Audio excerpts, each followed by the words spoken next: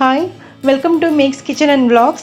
இன்றைக்கி நம்ம பார்க்க போகிற ரெசிபி வந்து ஒரு சூப்பரான நார்த் இண்டியன் ஃபேமஸான பிரேக்ஃபாஸ்ட் ரெசிபி.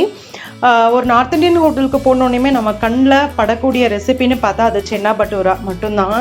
எத்தனை பேர்த்துக்கு அது பிடிக்கும்னு சொல்லுங்கள். அந்த ரெசிபியை இன்றைக்கி நம்ம கோதுமை மாவை வச்சு ரொம்ப பர்ஃபெக்டாக நம்ம பண்ண போகிறோம். வாங்க எப்படி பண்ணுறதுங்கிறத பார்க்கலாம். நம்ம சேனலை இன்னும் சப்ஸ்கிரைப் பண்ணாதவங்க மறக்காமல் சப்ஸ்கிரைப் பண்ணிக்கோங்க. பக்கத்தில் இருக்கிற பெல் ஐக்கானையும் ப்ரெஸ் பண்ணுங்கள். அப்போ தான் நான் போடுற வீடியோவோட அப்டேட்ஸ் உங்களுக்கு வரும். சோளா பூரி வந்து அதுக்கு தேவையான பொருள்னு பார்த்துடலாம். நான் இன்றைக்கி கோதுமை மாவில் தான் சோளா பூரி பண்ண போகிறேன். அதை எப்படி பர்ஃபெக்டாக பண்ணுறதுங்கிறத பார்க்கலாம். இப்போது கோதுமை மாவு உங்களுக்கு எவ்வளோ தேவை. நான் வந்து இன்றைக்கி 3 கப்பு கோதுமை மாவு எடுத்திருக்கேன். அப்புறம் வந்து தயிர் கொஞ்சம் வேணும், உப்பு, பேக்கிங் சோடா இருக்கு இல்லையா அது, கொஞ்சமாக சுகர், கொஞ்சம் ரவை, இவ்வளோ தான் தேவை. இது எல்லாத்தையும் சேர்த்து நம்ம மிக்ஸ் பண்ணிவிட்டு தண்ணி தெளித்து நம்ம மிக்ஸ் பண்ணோம்னா நமக்கு மாவு ரெடி ஆகிடும். வாங்க எப்படி பண்ணுறதுங்கிறத பார்த்துடலாம். ஒரு மிக்சிங் பவுலில் கோதுமை மாவு 3 கப்பு கோதுமை மாவு எடுத்துருக்கேன். இதுக்கு வந்து ரவை வந்து ஒரு 2 டேபிள் ஸ்பூன் ரவை, ஒரு அரை டீஸ்பூன் சுகர், பேக்கிங் சோடா வந்து ஒரு 1/2 டீஸ்பூன் போடுங்க. 1/2 டீஸ்பூன் கூட இல்லை, 1/4 டீஸ்பூன் போட்டால் போதும். கொஞ்சமாக இதுக்கு தேவையான அளவு உப்பு, அப்புறம் தயிர்.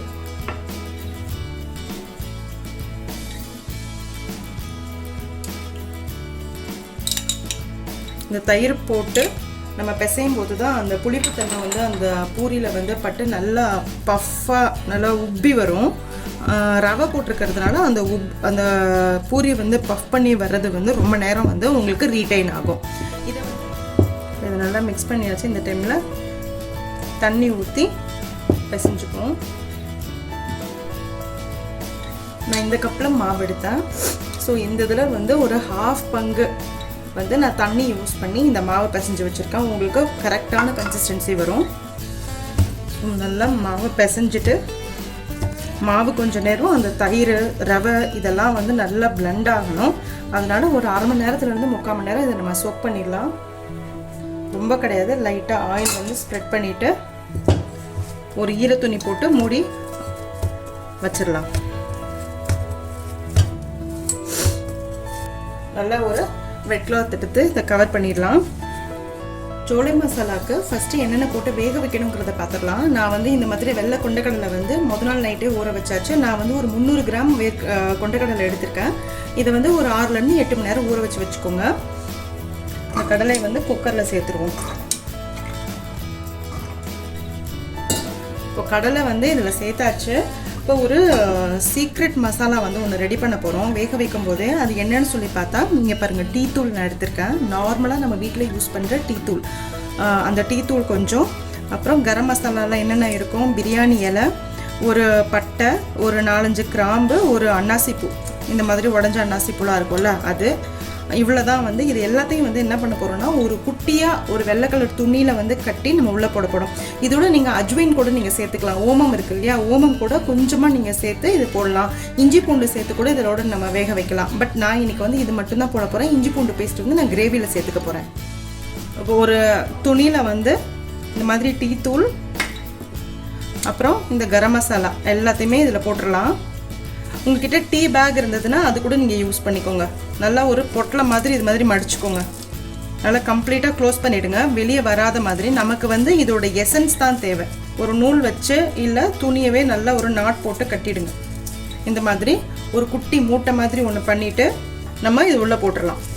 அப்புறம் சுண்டலுக்கு தேவையான உப்பு, வேக வைக்கிறதுக்கு தண்ணி, இதை போட்டு ஒரு 3லேருந்து 4 விசில் வந்து நம்ம வேக வச்சு நம்ம எடுத்துடலாம். இந்த தண்ணியை வந்து நம்ம கீழே ஊற்றிடாமல், இந்த தண்ணி தான் ஃப்ளேவரே வந்து கொடுக்க போகுது. அதனால் இந்த தண்ணியை யூஸ் பண்ணி தான் நம்ம வந்து கிரேவி பண்ண போகிறோம். ஸோ இதை வந்து குக்கரில் வந்து ஒரு 3லேருந்து 4 விசில் வச்சு எடுத்துடுறேன்.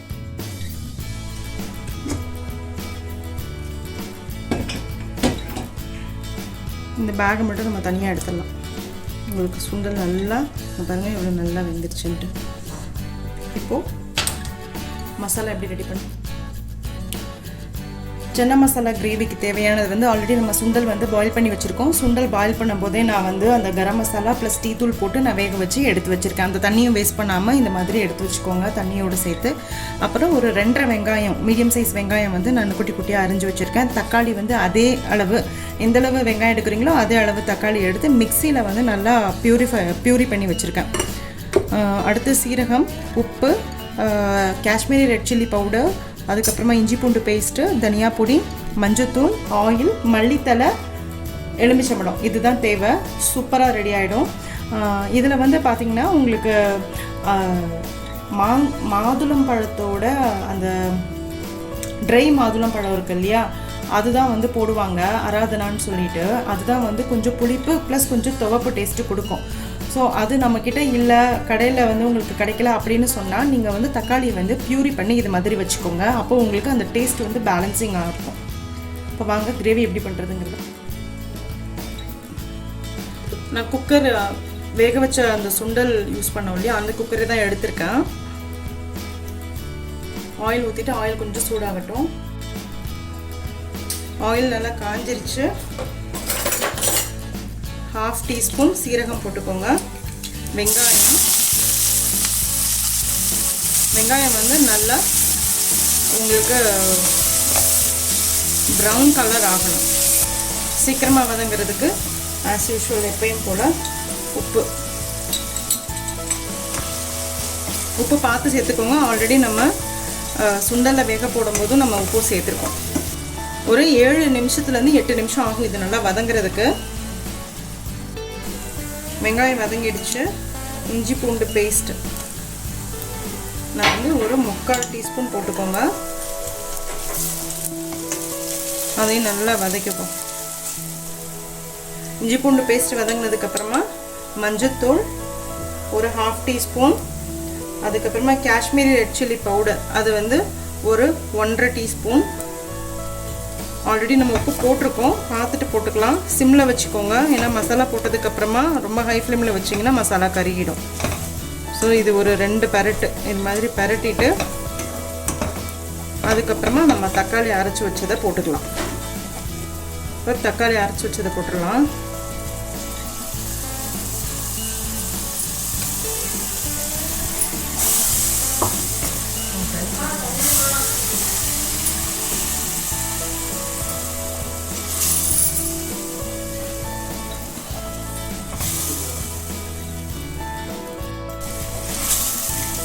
அதனால் வணக்கி விட்டுட்டு சுண்டல் வந்து நம்ம ஆல்ரெடி வேக வச்சு வச்சுருக்கோம்ல, அதை தண்ணியோடு சேர்த்து ஆட் பண்ணிக்கோங்க.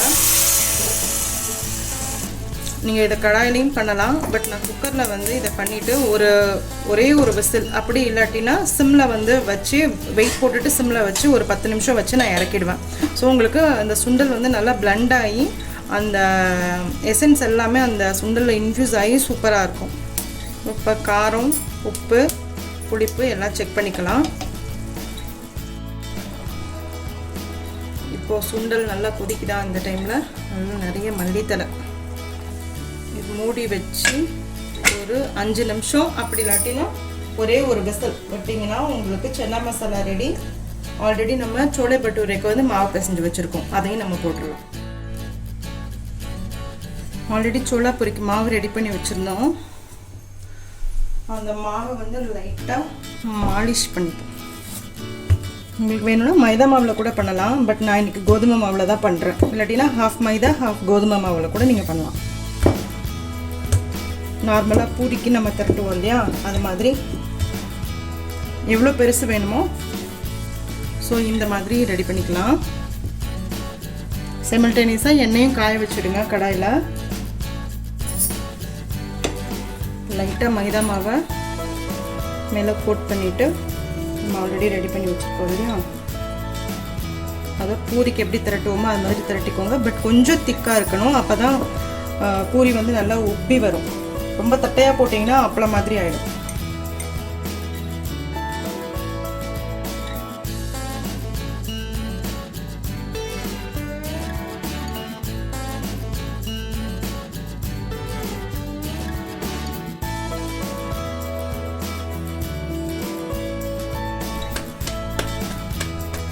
இந்த மாதிரி பண்ணும்போது எக்ஸ்ட்ரா இருக்கிற மாவு எல்லாமே போயிடும். ஸோ எண்ணெயில் வந்து நம்ம ஃப்ரை பண்ணும்போது மாவு சேர்ந்து ஃப்ரை ஆகாது, அந்த மைதா மாவு சேர்ந்து ஃப்ரை ஆகாது, கீழே வந்து ரொம்ப தங்காது, அந்த கறி பிடிச்ச மாதிரி கீழே இருக்கும் இல்லையா, ஒரு மாதிரி குருணையாக பிளாக் கலரில் எண்ணெயில் அந்த மாதிரி இருக்காது. ஸோ இது மாதிரி தட்டிட்டு நம்ம டீப் ஃப்ரை பண்ணிடலாம். ஆயில் நல்லா காஞ்சிருச்சு. இது வந்து பார்த்திங்கன்னா லைட்டு ஸ்மோக் வரணும், அப்போ போட்டால் தான் உங்களுக்கு வந்து பூரி வந்து பர்ஃபெக்டாக வரும். இப்போ இதை நம்ம ஃப்ரை பண்ணிடலாம். இதை வந்து நல்லா அமுத்தி விடுங்க. ஸோ பர்ஃபெக்டான சோளா பூரி ரெடி ஆகிடுச்சு. பட் இது வந்து மைதா மாவு கிடையாது, இது கோதுமை மாவில் தான் நம்ம பண்ணியிருக்கோம்.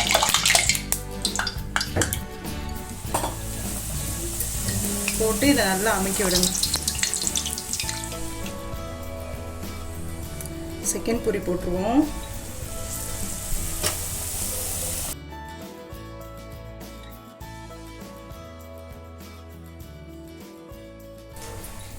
எண்ணெயை வந்து கம்மி பண்ணாதீங்க, ஹீட்டு எப்பயுமே ஹை ஹீட்லேயே வச்சு போடுங்க பூரி. ஒரு பூரிக்கும் இன்னொரு பூரிக்கும் நடுவில் எடுக்கும்போது ஒரு 2 நிமிஷம் வந்து விட்டுருங்க, வெயிட் பண்ணிவிட்டு அதுக்கப்புறமா பூரி போட்டு ஃப்ரை பண்ணுங்கள். அப்போ எல்லா பூரியும் ஈவனாக உங்களுக்கு நல்லா புசு புசுன்னு வரும்.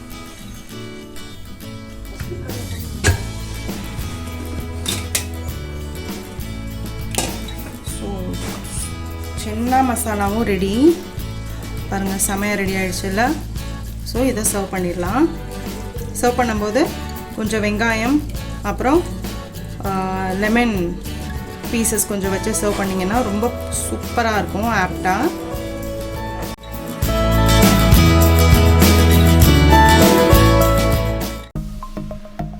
சப்ஸ்கிரைப் பண்ணுங்கள், மறக்காமல் பெல் ஐக்கானை ப்ரெஸ் பண்ணுங்கள். அப்போ தான் நான் போடுற வீடியோஸோட அப்டேட்ஸ் உங்களுக்கு வரும். லைக் பண்ணுங்கள், கமெண்ட் பண்ணுங்கள், ஃப்ரெண்ட்ஸோடு ஷேர் பண்ணுங்கள். தேங்க்யூ.